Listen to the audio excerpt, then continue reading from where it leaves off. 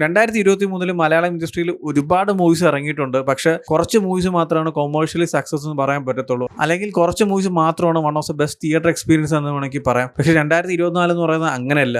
ആദ്യത്തെ 3 മാസം കൊണ്ട് തന്നെ ഒരുപാട് കിടിലൻ മൂവീസ്, ഒരുപാട് കിടിലൻ തിയേറ്റർ എക്സ്പീരിയൻസ് എന്നൊരു കാലമാണ്. അതിന്റെ റീസൺ എന്ന് പറയുന്നത് ആ ഒരു 3 മാസത്തിൽ റിലീസായ മൂവീസ് ഒക്കെ തന്നെയാണ് ഒരുപാട് കിടിലൻ ജോണേഴ്സ്, ഒരുപാട് കിടിലൻ എക്സ്പെരിമെന്റൽ മൂവീസ്, നമ്മൾ ഇതുവരെ ട്രൈ ചെയ്യാത്ത ജോണേഴ്സ്, അങ്ങനത്തെ ഒരുപാട് വെറൈറ്റി ആയിട്ടുള്ള മൂവീസ്, അതിനൊക്കെ അക്സെപ്റ്റ് ചെയ്യുന്ന ഓഡിയൻസ് എല്ലാവരും പുതിയ തരത്തിലുള്ള ജോണേഴ്സും അല്ലെങ്കിൽ എക്സ്പെരിമെന്റൽ മൂവീസും അല്ലെങ്കിൽ നമ്മൾ ട്രൈ ചെയ്യാത്ത ജോണേഴ്സ് ഒക്കെ ട്രൈ ചെയ്യുന്നതും എല്ലാം അവർ അക്സെപ്റ്റ് ചെയ്യുന്നുണ്ട്. ഒരു കോവിഡിന് മുമ്പ് ഉണ്ടായിരുന്ന ഒരു ഓഡിയൻസ് അല്ല നമുക്ക് ഇപ്പോൾ ഉള്ളത്.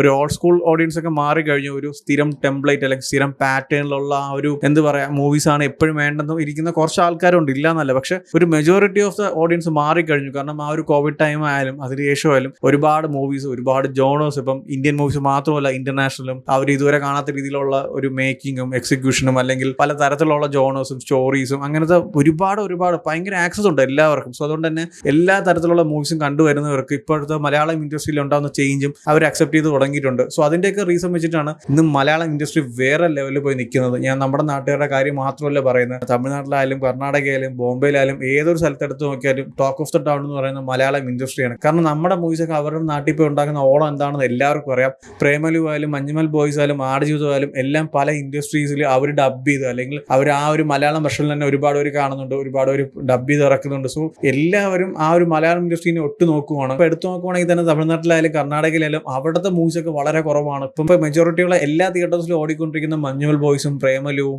ആടുജീവിതമാണ്. ഇപ്പോൾ റീസെന്റ് പ്രേമലു തന്നെ കർണാടക വെർഷനിൽ റിലീസ് ആയിട്ടുണ്ട്. ഇപ്പം മഞ്ഞുമൽ ബോയ്സും പോലും കർണാടകയിൽ ആ ഒരു ഡബ് ചെയ്തിട്ട് റിലീസ് ചെയ്യുന്നുണ്ട്. സോ അതുകൊണ്ട് തന്നെ മലയാളം മൂവീസും മലയാളം ഇൻഡസ്ട്രിയും ഇന്ത്യ ഫുള്ള് ഇങ്ങനെ തിളങ്ങി നിൽക്കുവാണ്. സോ ഇതിൻ്റെയൊക്കെ മെയിൻ റീസൺ എന്താണ്? കഴിഞ്ഞ വർഷത്തെ വെച്ച് നോക്കുമ്പോൾ ഈ ഒരു വർഷം ഹോൾ ഇൻഡസ്ട്രിയുടെ സീൻ തന്നെ മാറ്റിയിട്ടുള്ള ഒരുപാട് മൂവീസും ഒരുപാട് ജോണേഴ്സും ഒരുപാട് എക്സ്പെരിമെന്റൽ മൂവീസൊക്കെ നമ്മൾ കണ്ടായിരുന്നു. അങ്ങനത്തെ തരത്തിലുള്ള ഓഡിയൻസും അല്ലെങ്കിൽ അങ്ങനെ പുതിയ എക്സ്പെരിമെന്റൽ മൂവീസ് ആയാലും പുതിയ ജോണേഴ്സ് ആയാലും അക്സെപ്റ്റ് ചെയ്യുന്ന ഓഡിയൻസിൽ നമ്മൾ കണ്ടു തുടങ്ങിയായിരുന്നു. സോ അതിൻ്റെയൊക്കെ റീസൺ എന്താണെന്നാണ് ഈ വീഡിയോയിൽ സംസാരിക്കുന്നത്. കംപ്ലീറ്റ്ലി നമ്മൾ ആ ഒരു 100% എല്ലാ കാര്യങ്ങളും അക്സെപ്റ്റ് ചെയ്ത് അല്ലെങ്കിൽ എല്ലാം ഓഡിയൻസ് അടിപൊളിയായിട്ട് മുന്നോട്ട് കൊണ്ടുവന്നുണ്ട് അല്ലെങ്കിൽ ഏത് തരത്തിലുള്ള ജോണേഴ്സ് ആയാലും പുതിയ എക്സ്പെരിമെന്റൽ മൂവീസ് ആയാലും എല്ലാവരും അക്സെപ്റ്റ് ചെയ്യുന്നതെന്ന് ചോദിച്ചാൽ അതുമില്ല. അതിന്റെ റീസൺ ഞാൻ പറയാം. സോ ഈ 2024 മലയാളം ഇൻഡസ്ട്രി ഈ ലെവലിൽ എത്തിയത് എങ്ങനെയാണ്, അല്ലെങ്കിൽ ഹോൾ മലയാളം ഇൻഡസ്ട്രിയുടെ സീൻ തന്നെ മാറ്റിമറിച്ചത് എങ്ങനെയാണ് നമുക്ക് നോക്കാം. ഈ വർഷം ഒരുപാട് കിടിലൻ മൂവീസ് റിലീസ് ആയിട്ടുണ്ടായിരുന്നു. പ്രേമലു, മഞ്ഞുമൽ ബോയ്സ്, ഇപ്പം ആടുജീവിതം, അതിന്റെ ഇടയ്ക്ക് തന്നെ ഒരുപാട് മൂവീസ് വന്നിട്ടുണ്ടായിരുന്നു. ഞാൻ നേരത്തെ പറഞ്ഞ പോലെ തന്നെ മലയാളം ഇൻഡസ്ട്രിയിൽ ഒരു സ്പാർക്ക് ഉണ്ടായിരുന്നു. അത് ഒരു പെർഫെക്റ്റ് ടൈമിന് വേണ്ടി ഇങ്ങനെ കാത്തിരിക്കുകയായിരുന്നു, ജസ്റ്റ് ഇങ്ങനെ പൊട്ടിക്കാനായിട്ട്. സോ ആ ഒരു പെർഫെക്റ്റ് ടൈം ആയിരുന്നു ഈ ഒരു വർഷത്തെ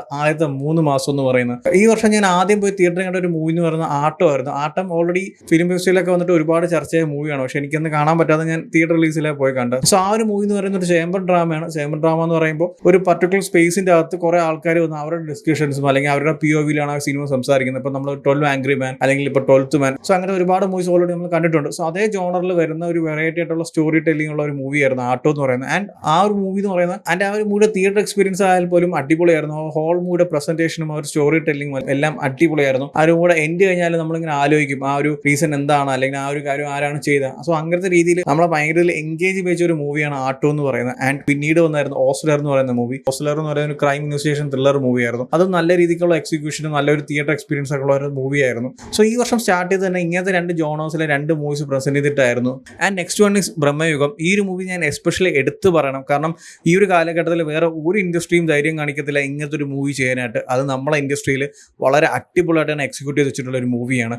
കാരണം ഈ ഒരു മൂവിയുടെ ജോണർ എന്ന് പറയുന്നത് ഫ്ലോക്ക് ഹൊററാണ്. കാരണം ഈ മൂവി കംപ്ലീറ്റ്ലി ഷൂട്ട് ചെയ്തിരിക്കുന്നത് മോണോക്രോമിലാണ് ആൻഡ് ഇതിന്റെ ആസ്പെക്ട് റേഷ്യോയും വേറെയാണ്. സോ ഇങ്ങനത്തെ ഒരു മൂവി ഈ ഒരു കാലഘട്ടത്തിൽ ചെയ്യാന്ന് പറയുന്നത് തന്നെ എല്ലാവരും ധൈര്യം കാണിക്കത്തില്ല. സോ അങ്ങനത്തെ ഒരു മൂവി നമ്മളെ മലയാളം ഇൻഡസ്ട്രിയിൽ ഈ ഒരു വർഷം ചെയ്തിട്ടുണ്ട്. കാരണം ഒരു ഫ്ലോക്ക് ഹൊററാണ്. അതും പോരാഞ്ഞിട്ട് മൂവി കംപ്ലീറ്റ്ലി ബ്ലാക്ക് ആൻഡ് വൈറ്റിലാണ് ഷൂട്ട് ചെയ്തിരിക്കുന്നത്. ഇപ്പോഴത്തെ ഒരു കാലഘട്ടം എന്ന് പറയുന്നത് എല്ലാവരും സിനിമയുടെ കളർ ടൂണിന് വരെ ഒരുപാട് പ്രാധാന്യം നൽകി അല്ലെങ്കിൽ കളർ ടൂണിന് പോലും ഒരുപാട് ഫാൻസ് ഒക്കെ ഉള്ള ഒരു കാലമാണ്. സോ അങ്ങനത്തെ ഒരു കാലഘട്ടത്തിൽ അല്ലെങ്കിൽ സോഷ്യൽ മീഡിയയിൽ ആയാൽ പോലും ചെയ്യുന്ന ഒരു റീലിൽ പോലും അടിപൊളിയായിട്ട് കളർ ടൂണൊക്കെ ഉള്ള കാലമാണ്. സോ അങ്ങനത്തെ ഒരു കാലഘട്ടത്തിൽ ഫുള്ളി ബ്ലാക്ക് ആൻഡ് വൈറ്റിലൊക്കെ മൂവി ചെയ്യാന്ന് പറയുന്നത് എല്ലാവരും ഒന്ന് ഭയപ്പെടുന്ന കാര്യമാണ്. അതിനെ വളരെ ബ്യൂട്ടിഫുൾ ആയിട്ടും അടിപൊളിയായിട്ട് എക്സിക്യൂട്ട് ചെയ്തൊരു മൂവിയാണ് ബ്രഹ്മയുഗം എന്ന് പറയുന്നത്. അതും ആ ഒരു ജോണർ എന്ന് പറയുന്നത് ഫ്ലോക്ക് ഹൊററാണ്. നമ്മൾ ഒരുപാട് കാലത്തോട് കേൾക്കുന്ന അല്ലെങ്കിൽ നമ്മുടെ നാട്ടിൻപുറത്ത് ആയിട്ടുള്ള സ്റ്റോറീസ് ആയിരിക്കാം അല്ലെങ്കിൽ ഈ കുട്ടിച്ചാത്തൻ അല്ലെങ്കിൽ അങ്ങനത്തെ ഒരു കോൺസെപ്റ്റ് ഒക്കെ നമുക്ക് ഒരുപാട് ചെയ്യാം. അല്ലെങ്കിൽ നമ്മുടെ ഒരു നാട്ടിൽ വെച്ചിട്ട് അങ്ങനത്തെ ഒരുപാട് കോൺസെപ്റ്റ് ഒക്കെ വളരെ ബ്യൂട്ടിഫുൾ ആയിട്ട് ചെയ്യാൻ പറ്റും. സോ അങ്ങനത്തെ ഒരു രീതിയിൽ വളരെ അടിപൊളിയായിട്ട് തന്നെ എക്സിക്യൂട്ട് ചെയ്ത ഒരു മൂവിയാണ് ബ്രഹ്മയുഗം എന്ന് പറയുന്നത്. ആൻഡ് എന്നെ വൺ ഓഫ് ദ ഫേവറേറ്റും കൂടിയാണ് ആ ഒരു മൂവി. കാരണം അടിപൊളിയാണ്. ആ ഒരു മൂവി സ്റ്റാർട്ട് ചെയ്യുന്നതോട് എൻഡ് വരെ ഒരു എക്സ്പെരിമെന്റൽ ആണെന്ന് വേണമെങ്കിൽ പറയാം അല്ലെങ്കിൽ വേറൊരു തരത്തിലുള്ള ജോണർ ആണെന്ന് വേണമെങ്കിൽ പറയാം. എങ്ങനെ പറഞ്ഞാലും വളരെ ബ്യൂട്ടിഫുൾ ആയിട്ട് തന്നെ എക്സിക്യൂട്ട് ചെയ്തൊരു മൂവിയാണ് ബ്രഹ്മയുഗം എന്ന് പറയുന്നത്. അതിന്റെ അടുത്ത് വന്നതാണ് അന്വേഷണം കണ്ടെത്തും. അതും എൻ്റെ ഒരു വൺ ഓഫ് ദ ഫേവറേറ്റ് മൂവിയാണ്. ഈ ഒരു മൂവി ഒരു അടിപൊളി ഇൻവെസ്റ്റിഗേഷൻ ഡ്രാമയാണ്. പക്ഷേ ഈ ഒരു മൂവി അധികകാലം സക്സസ് ആയിട്ട് ഓടിയിട്ടില്ല. ഉടനെ തന്നെ OTT വന്നിട്ടുണ്ടായിരുന്നു. കാരണം ഈ ഒരു മൂവി റിലീസായ ടൈം എന്ന് പറയുന്നത് പ്രേമലുവും ബ്രഹ്മയുഗവും ആ ഒരു ടൈം പീരീഡിലായതുകൊണ്ട് തന്നെ അത്രയും ഒരു ടോപ്പ് സക്സസിൽ നിന്ന് മറ്റുള്ള മൂവീസിന്റെ ഇടയ്ക്ക് അധികം സംസാരിച്ചിട്ടില്ല. പക്ഷേ തിയേറ്റർ എക്സ്പീരിയൻസ് വെച്ച് നോക്കുവാണെങ്കിലും എല്ലാവർക്കും ഒരുപോലെ ഇഷ്ടപ്പെട്ട ഒരു മൂവിയാണ്. ഇപ്പോൾ OTT റിലീസായിട്ട് പോലും എല്ലാവരും ഈ മൂവി കണ്ടിട്ട് ഒരുപാട് പേർക്ക് ഇഷ്ടപ്പെട്ടു. അങ്ങനത്തെ രീതിയിലുള്ള ഒരു അടിപൊളി പ്രസന്റേഷനുള്ള ഒരു ക്രൈം ഇൻവെസ്റ്റിഗേഷൻ ഡ്രാമയാണ് ഈ ഒരു മൂവി എന്ന് പറയുന്നത്. അതും ഒരു 90s 80s നടക്കുന്ന ഒരു സ്റ്റോറി. അന്നത്തെ ഒരു ടൈപ്പ് ഓഫ് ഇൻവെസ്റ്റിഗേഷനും ഇന്നത്തെ രീതിയിലുള്ള ടോപ്പ് ഇൻവെസ്റ്റിഗേഷനോ അല്ലെങ്കിൽ ആ ഒരു കേസ് അന്വേഷിക്കാനുള്ള ടെക്നോളജിയും കാര്യങ്ങളൊന്നും ഇല്ല. അവർക്ക് ലിമിറ്റഡ് ആയിട്ടുള്ള സോഴ്സും കാര്യങ്ങളൊക്കെ ഉള്ളൂ. അതും ആ ഒരു കാലഘട്ടത്തിൽ അവർക്ക് പോകാൻ പറ്റുന്ന എക്സ്ട്രീം ഒരു പോയി തന്നെ ഒരു കേസ് അന്വേഷിക്കുന്നു. സോ അങ്ങനത്തെ രീതിയിൽ വളരെ റോ ആയിട്ട് കാണിച്ചിട്ടുള്ള ഒരു അടിപൊളി ക്രൈം ഇൻവെസ്റ്റിഗേഷൻ മൂവിയാണ് അന്വേഷണം കണ്ടെത്തുന്നു പറയുന്നത്. And next one is Premalu എന്ന് പറയുന്ന ഒരു റോം കോം ജോണറിൽ നിന്നൊരു സിമ്പിൾ ആയിട്ടുള്ള ലവ് സ്റ്റോറി സംസാരിക്കുന്ന മൂവിയാണ്. പക്ഷേ ഈ ഒരു മൂവി ഇപ്പോഴും കർണാടകയിലായാലും തമിഴ്നാട്ടിലൊക്കെ വൻ ഹൗസ്ഫുൾ ആയിട്ട് ഓടുന്ന മൂവിയാണ്. അത്രമാത്രം റീച്ച് ആയിട്ടുള്ള ഒരു മൂവിയാണ്. ആൻഡ് ഇതിന്റെ തിയേറ്റർ എക്സ്പീരിയൻസ് ആയാലും ഈ ഒരു മൂവിയിലെ ക്യാരക്ടേഴ്സ് ആയാലും പ്രസന്റേഷൻ ആയാലും ആ ഒരു സ്റ്റോറി ആയാലും എല്ലാം അടിപൊളിയായിരുന്നു. അതിന്റെ ആ ഒരു മൂവിയുടെ തിയേറ്റർ എക്സ്പീരിയൻസ് നൈസ് ആയിരുന്നു. ഒരു നൈസ് ജേണി ആയിരുന്നു ആ ഒരു എൻഡിയർ മൂവി എന്ന് പറയുന്നത്. And next one is Manjummel boys. Malayalam ഇൻഡസ്ട്രിയുടെ സീൻ തന്നെ ടോട്ടലി മാറ്റിമറിച്ച ഒരു മൂവിയാണ് മഞ്ഞുമൽ ബോയ്സ് എന്ന് പറയുന്നത്. ഒരു സർവൈവൽ ത്രില്ലറാണ്, ഒരു ട്രൂ സ്റ്റോറിയാണ്.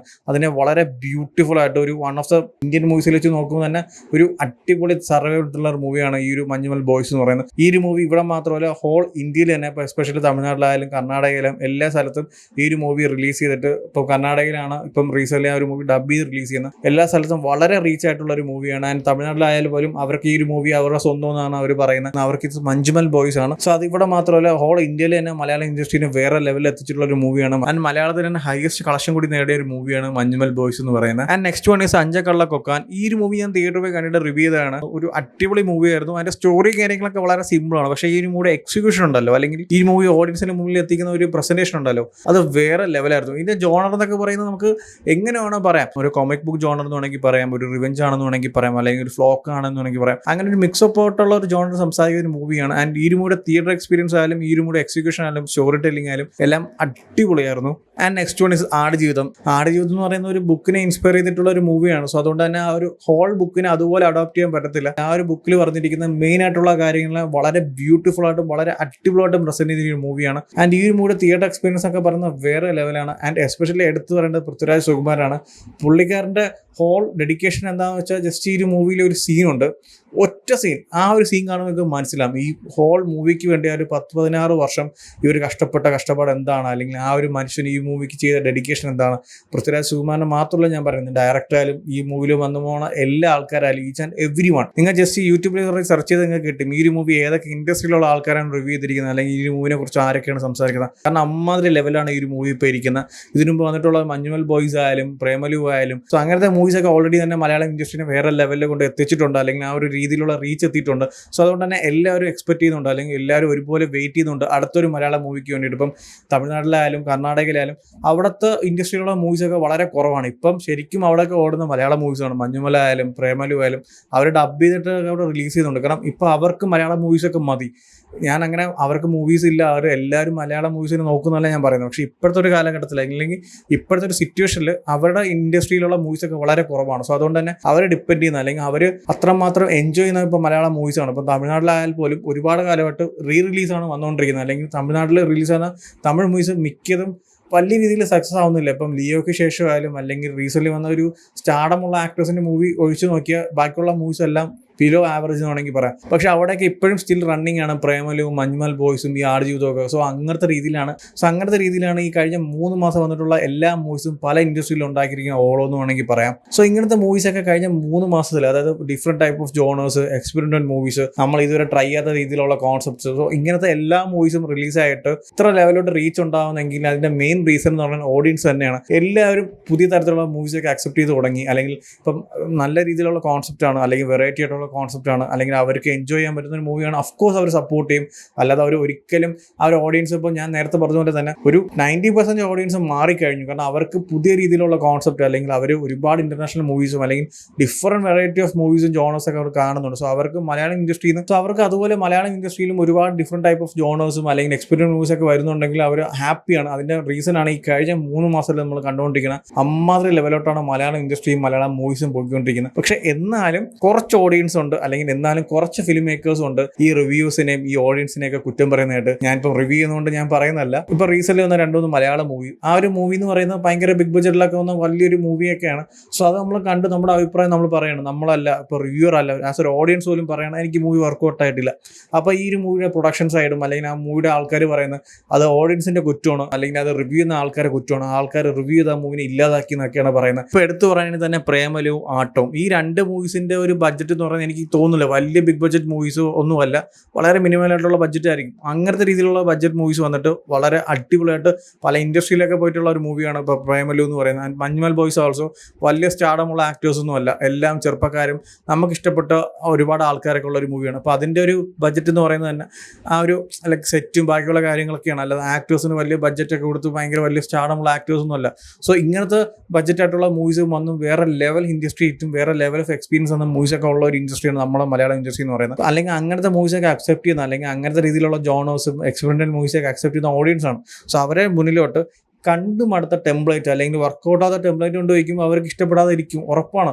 അതിപ്പം എത്ര ബഡ്ജറ്റ്, ഒരു 100 കോടി മുടക്കിയ പടമായാലും 10 കോടി മുടക്കിയ പടമായാലും അവർ കാണുമ്പോൾ അവർക്ക് ഇഷ്ടപ്പെട്ടില്ലെങ്കിൽ ഇഷ്ടപ്പെട്ടില്ല എന്ന് തന്നെ പറയും. അല്ലാതെ അല്ലെങ്കിൽ എത്ര മോശപ്പെട്ട മൂവി ആണെങ്കിലും സിനിമ കണ്ടു കഴിയുമ്പോൾ പറയണം അടിപൊളിയാണ്, വേറെ ലെവലാണെന്ന് പറയാൻ കിട്ടത്തില്ല. കാരണം ഇപ്പോഴത്തെ ഓഡിയൻസ് എന്ന് പറയുന്നത് അവർ കംപ്ലീറ്റ്ലി ഒരു ട്രാക്ക് മാറിക്കഴിഞ്ഞു. അവർക്ക് വേണ്ടത് പുതിയ തരത്തിലുള്ള ജോണേഴ്സും എക്സ്പെരിമെന്റൽ മൂവീസും ഇതുവരെ ട്രൈ ചെയ്യാത്ത ജോണേഴ്സിലുള്ള മൂവീസൊക്കെയാണ്. സോ അങ്ങനത്തെ ഓഡിയൻസിന് മുമ്പിൽ ഒരു ബിഗ് ബഡ്ജറ്റ് മൂവി അല്ലെങ്കിൽ വലിയ സ്റ്റാർഡമിനൊക്കെ വെച്ച് ചെയ്തിട്ട് ആ ഒരു മൂവി അല്ലെങ്കിൽ ആ മൂവിയുടെ സ്റ്റോറി വളരെ ഫ്ലോപ്പായിട്ടോ അല്ലെങ്കിൽ വലിയ രീതിയിൽ വർക്കൗട്ട് ആകാതെ പോകുമ്പോൾ ആ ഒരു ഓഡിയൻസിനെയും അല്ലെങ്കിൽ ആ മൂവി റിവ്യൂ ചെയ്യുന്ന ആൾക്കാരെ കുറ്റം പറഞ്ഞിട്ട് കാര്യമില്ല. അത് ആരുടെ ഭാഗത്താണ് തെറ്റെന്ന് ജസ്റ്റ് ആലോചിച്ച് നോക്കിയാൽ മതി. അത് ഒരിക്കലും ഓഡിയൻസിൻ്റെയോ അല്ലെങ്കിൽ അത് ഒരിക്കലും റിവ്യൂ ചെയ്യുന്ന ആൾക്കാരെ കുറ്റമല്ല.